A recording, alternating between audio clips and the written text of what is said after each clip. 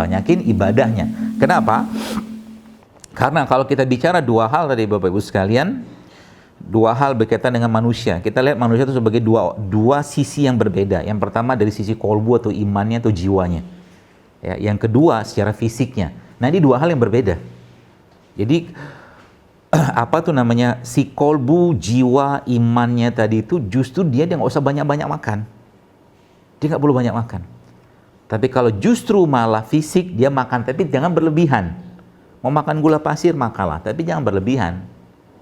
Mau makan ini, makan, silakan nyambel. Maka disitulah akhirnya sains menjelaskan bahwa Bapak Ibu sekalian yang subhanallah, jadi tubuh kita itu ternyata Masya Allah, tabarakallahnya ya, itu kalau dilihat, itu ada satu proses dalam badan kita itu namanya,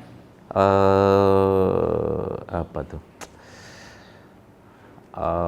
Lupa sih, bunuh diri terprogram sel, nah, gitulah. Nah, sel-sel kita nih itu setiap waktu ya tergantung organnya dia melakukan bunuh diri terprogram sel, apoptosis, bunuh diri terprogram. Dan ternyata secara sains Ustaz, ini yang menarik, bahwa ternyata bunuh diri terprogram sel kita itu umum ya, itu secara umum itu terjadi 11 sampai 14 hari. Secara umum, meskipun tiap organ beda-beda. Nah, saya coba waktu itu sama teman gitu kan, mencoba sebulan mungkin ngitung-ngitung ala-ala kita, gitu kan. Jadi ternyata kalau kita ambil angka tengah 12 di situ, maka akan ketemu 365 dibagi 12. Berapa hasilnya? 30. Jadi bahasa sederhana saya apa? Muslim tidak muslim dia setahun wajib ente puasa 30 hari. Itu bahasanya. Dan yang luar biasa lagi, dalam sebuah buku yang pernah saya baca itu Masya Allah, itu disebutkan di situ, itu ternyata growth hormone, salah satu hormon yang muncul atau ada dalam tubuh manusia, itu bisa dipicu ya, dan bisa meningkat 1250%. Si penulis buku ini orang Amerika, orang Barat, dia nyebutnya puasa keagamaan, kata dia gitu. Dia bilang bahwa ternyata puasa keagamaan 30-40 hari itu ternyata meningkatkan growth hormone 1250%. Luar biasa kan? Artinya apa? Saya membayangkan kalau umat Islam betul-betul menjadikan Ramadan ini sebagai bulan bersih-bersih badan, isi dengan asam amin. Nanti saya jelaskan nanti bahan-bahannya, apalagi yang kita layak untuk konsumsi, itu harusnya badan kita sterek-sterek semua. Tapi tadi kembali ke konsep dasar tadi, mukmin itu nggak perlu besar-besar badan, nggak perlu sterek-sterek, karena yang dibutuhkan tuh iman, jiwa, ruh yang jauh lebih besar daripada raganya. Zaman sekarang kan raga kerupuk, iman kerupuk, karena kebanyakan kerupuk mungkin. Sehingga apa? Kerupuk tuh isinya apa? Tepung gitu kan, gula.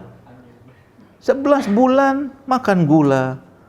Nasi goreng tadi isinya gula semua. Nasinya sudah gula, kerupuk sudah gula. Apa tadi namanya?